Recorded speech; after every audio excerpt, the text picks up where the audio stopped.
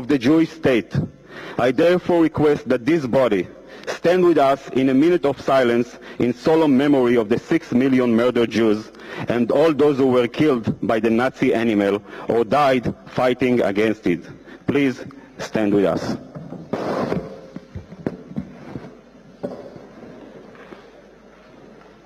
Thank you. The floor goes to Cuba. Gracias, señor presidente.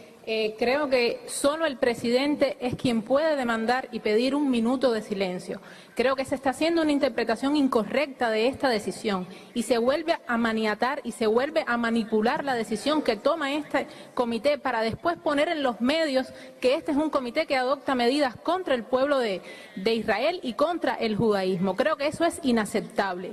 Esto no es un circo político. Aquí somos responsables de las decisiones que tomamos y este tipo de manifestaciones que acaba de hacer el delegado de Israel y que ya vivimos con un tanque de basura que tenía historia escrita para afuera y rompiendo de manera irrespetuosa esta decisión, no podemos permitirlo. Solo la presidencia puede pedir un minuto de silencio y en nombre y en respeto a eso también pido, señor presidente, con su indulgencia, que pidamos un minuto de silencio por todos los palestinos que han muerto a lo largo de estos años. Muchas gracias.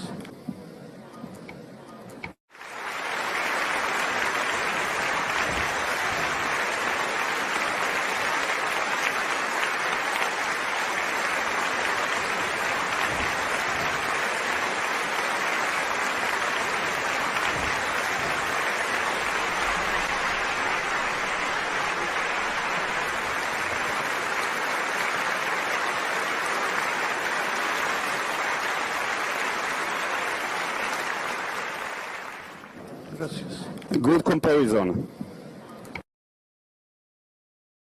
But you know what? I just want to kind of just pause and rewind something that you mentioned in your presentation. I just want to just briefly touch on it before we touch anything else, which is you said that Islam is terrified of people professing atheism, right? Again, I think that I don't know what experience you've had maybe with from reading European history books. But I suppose you should read books about Mesopotamia and Islamic civilization. The Prophet Muhammad, if I may just finish, I'll let you respond. So the Prophet Muhammad had a famous debate with a Bedouin atheist, right? There was no intolerance there. The Bedouin atheist actually became Muslim, but there was no intolerance just because the guy initially professed to be atheist. Abu Hanifa, famous classical scholar in medieval Iraq, Baghdad actually, had public open-air debates with atheists. Presumably there's atheists who were living in Baghdad at the time to actually be invited to open-air debates, and no one killed them or was intolerant to them at all whatsoever. And when you say, oh, Islam is terrified of atheists, I just want to say something. You're not special. You're not special. We encounter polytheists, we encounter Christian Trinitarians, we encounter Zoroastrians throughout our history, and from our perspective, you're all arguing exactly the same thing, which is somehow the finite thing is also infinite and eternal, and we don't really see you as different. Actually, you're just another let's say, just not a flavor of ice cream that we are basically encountering. So don't make yourself out to be more special than you are from our perspective. And but certainly out of humility. For being in God's presence. Isn't it ironic the difference between how a Muslim woman who covers her head is perceived and a nun? That has nothing to do with the media. That has nothing to do with conditioning or engineering. So look, here's the thing. In our tradition, and Muslims loved being asked about their faith and not told about their faith. Like usually here's how an interfaith dialogue for me usually is this, walking out of Walmart, you guys, and then it's gone, you know, and it's like, okay, well, we could have had an exchange. That's called interfaith monologue. Yeah. I have those like 6 times a week.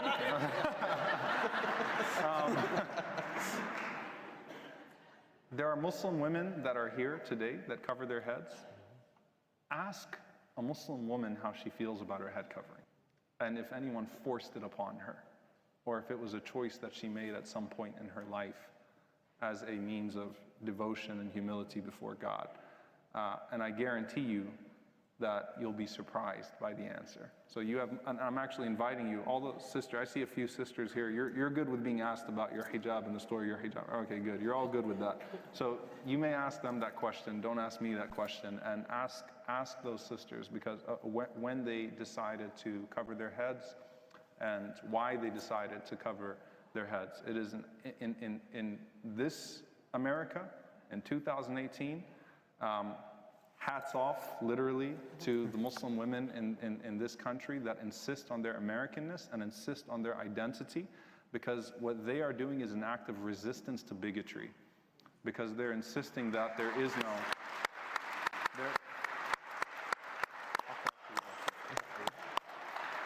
That is an insistence that, no, I will be an accomplished woman, and whatever that accomplishment looks like, and I will insist on my religious identity. And it is just as oppressive to force a woman to take her head covering off than to force her to put it on. So when you see France and you see a woman on the beach, you know, who's wearing the burkini, God forbid a woman on the beach wearing a swimsuit that covers her entire body and her hair because she wants to enjoy the beach, but she also wants to abide by her religious obligations. And you've got police officers going to the beach and humiliating that woman and stripping her of her identifying cloth, and then doing that in the name of secularism and modernity and progress. That's the point. We need to look to it. We need to accuse our own. Jag har ju gjort allting, jag har fått göra allting och sysslat med det jag vill och gått igenom religionerna och fast jag tror på Gud, jag är inte kristen och inte något annat heller, men jag tror på Gud. Så att jag kan väl säga att jag är en gudstroende agnostiker, om man kan acceptera det uttrycket. Jag tror inte på Kristus. Och det sa jag till, vi umgås ibland, biskop Koskinen och jag. Så vi ska sitta och diskutera igenom det här problemet. Och så sa nej men snälla Lennart, så jag tror inte på Kristus i den form som ni nu har skapat. Det tog ju 300 år innan ni fick ihop honom till att bli Guds son, och nu är han Gud själv. Jag tycker bättre om islam som säger att det finns bara en Gud, Allah, och Muhammed är hans profet. Då har vi... Ja, imorgon är det ju i alla fall det man brukar säga Kristus födelsedag. Nej, men det är det inte. Det är en gammal hednisk. Hednisk ja, är det slut? Ja, det är nu så, god jul Jan Malmsjö. Och gott nytt år kommer jag att ropa till dig. Vi får kolla på tv om en vecka, lite drygt. Tack så hemskt mycket för att du kom till oss. These demonstrations of the Holy Spirit in reference to what Muhammad said. There's a lot of things in there, so let me try and cover them. Just one request. I think we're going to, after this, we're going to have to take just 2 more questions, and try to keep your questions like you know, as simple as possible. Because you know, we're trying to take as much questions as we can, but you know, it's impossible with you stretching the questions like that because we have limited time. So. Okay, so there are a few points. First thing he said is about taking the Bible as an authority. Yes, the Quran says the Injil, the Torah, but the original one sent to Moses and Jesus. And the evidence of that is chapter 5, verse 46, where it talks about قَفَّيْنَ مِنْ بَعْدِهِمْ بِعِيسَى بْنِ مَرْيَمْ, and then it goes وَلْيَحْكُمْ أَهْلُ الْإِنْجِيلِ بِمَا أَنزَلَ اللَّهُ فِيهِ. The lam here is a lam ta'liliyya. Al-Qurtubi says this, meaning it goes back to the previous passage. And the next verse, chapter 5, verse 48, says وَمُهَيْمِنًا عَلَيْهِ, that the Quran is a guardian over the Bible. Yes, this book is a guardian over this. So it is an authority in as much as it does not contradict the Quran according to the Quran. Now that's point 1. It is an authority in as much as it does not contradict the Quran according to the Quran.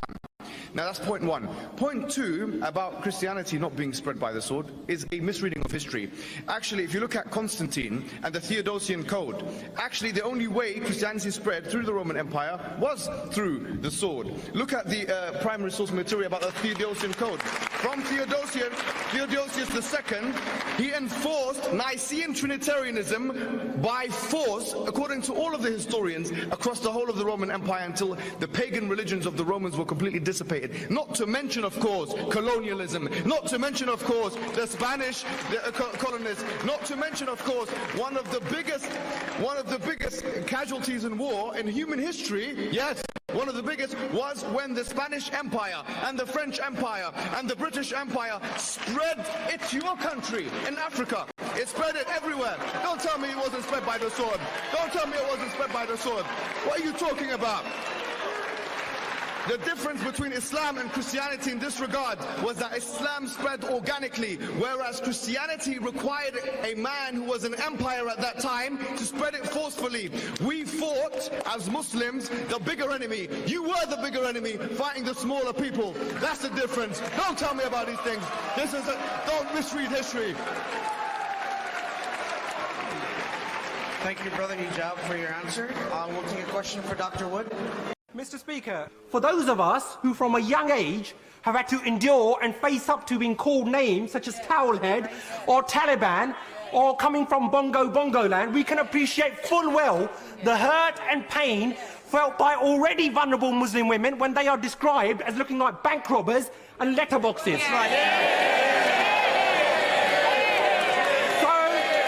So rather than hide behind sham and whitewash investigations, when will the Prime Minister finally apologise for his derogatory and racist remarks?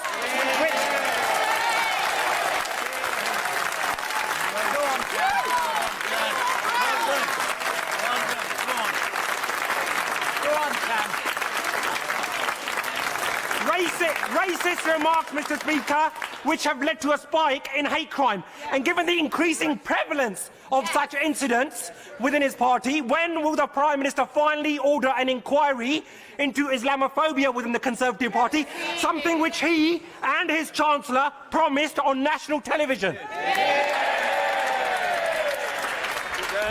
سيد الرئيس في 45 ثانية. أولا أشكر اللجنة على تقريرها المحايد.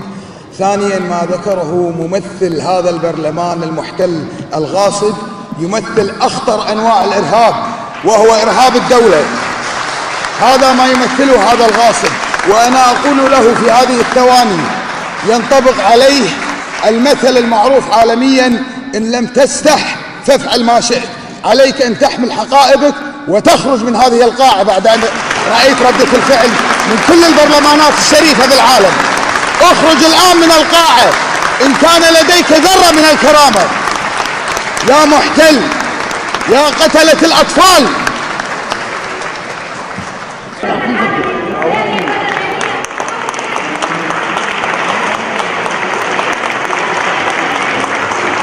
To make it an emphasis, a point of emphasis for Christians who believe otherwise, and then the pagan sources he didn't give any.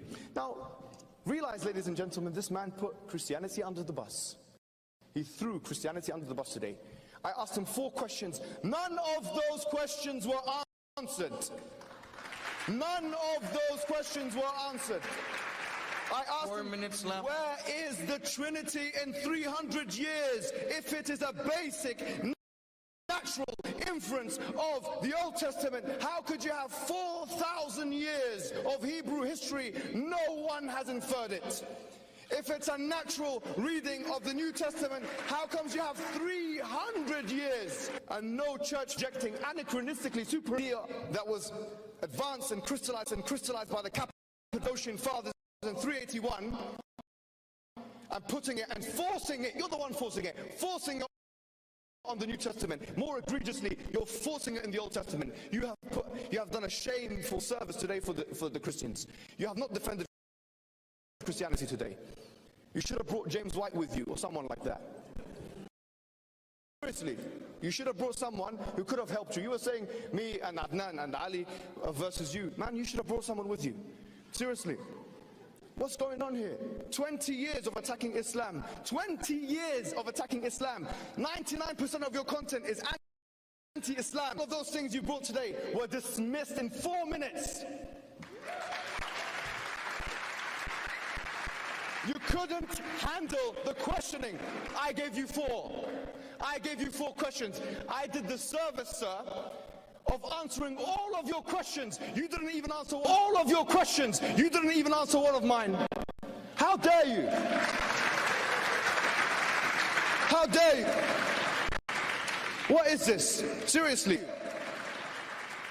What is this? Seriously.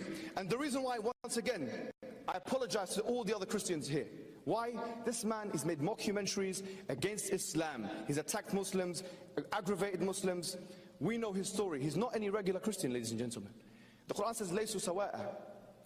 The Christians are not all the same. If it was James White, I would have shown him the utmost respect. If it was William Lane Craig, I would have shown him the utmost respect. If it was any of those guys, I would have showed them the utmost respect. But this man, no.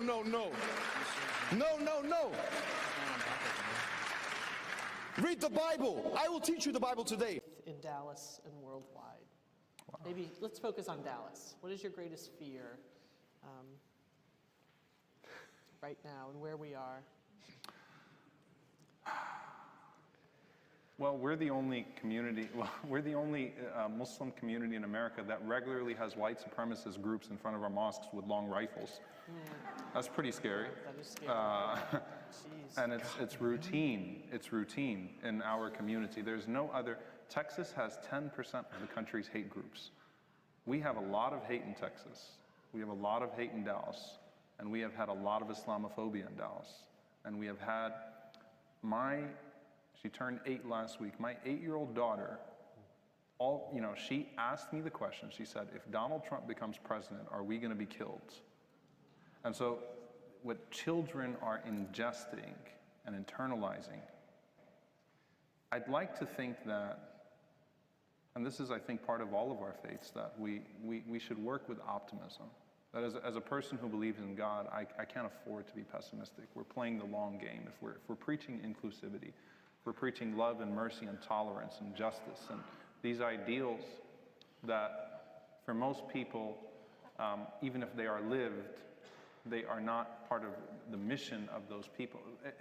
As people of clergy, of faith, people who believe in God, and people who want to make Dallas a more loving city, we have to be willing, or we have to believe that we're going to give our children a fighting chance to be able to realize that. I don't think that Dr. King really believed that he would achieve everything that he dreamed of in his own lifetime. So for me, this is pretty bad. And with a lot of otherizing, Dr. Greg Robinson, who's the foremost scholar on Japanese internment in the United States, he has a book by order of the president in which he talks about how the Japanese in particular were able to be treated that way as opposed to Europeans that came from countries that were also hostile to the United States. And prevailing racist attitudes allowed for racist policy, allowed for discriminatory policy. What that means is that it was easier to otherize the Japanese Americans than it was the German American or the Italian American or whatever it may be. It was easier to otherize them. So as a Muslim, look, in our situation, it is a statistical fact that Muslims do not commit most. It is a statistical fact that not commit most acts of terrorism, domestically or globally. It's statistical. You can't argue with it. It's objective research data that Muslims do not kill more than other faith groups and that Muslims do not commit most terrorist acts or mass shootings in the United States. However, the way that a San Bernardino is treated as opposed to a Las Vegas puts us in a situation in which we feel like at times we can't win.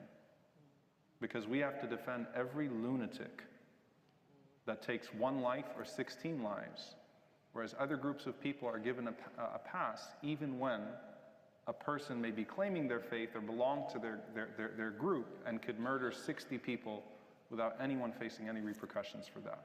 And our children have to bear the burden of that. And if you think about how unjust that is, I wrote an article yesterday that went up on CNN, and it was, "I am not your American Muslim."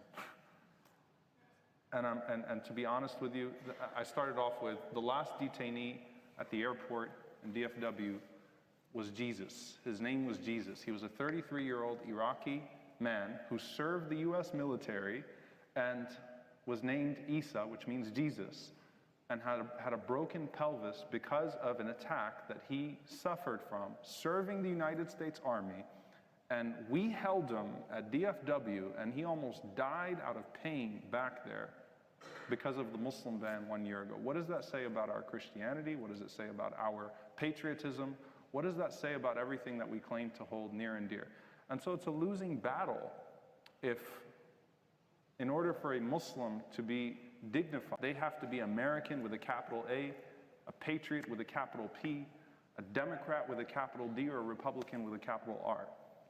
We're just not willing to live up to those standards, because you don't have to like me, but you have to respect me. You could hate the Quran, but you've got to treat me in accordance with the Constitution. And so we will insist on our rights, and I pray that we're able to form. I am optimistic because I do think that we're forming coalitions now that we would not have formed in our complacency, that we would not have formed if the myth of a post-racial America continued to persist in the media. And that idea that we've moved beyond all of our rifts and discrimination was able to survive. So I think now it's code red, it's raised, we're alert, and hopefully that radical hatred is forcing radical love. And so I'm optimistic that we'll form coalitions and friendships and relationships that hopefully will give our children a better chance to do away with those divisions. Thank you. Thank you.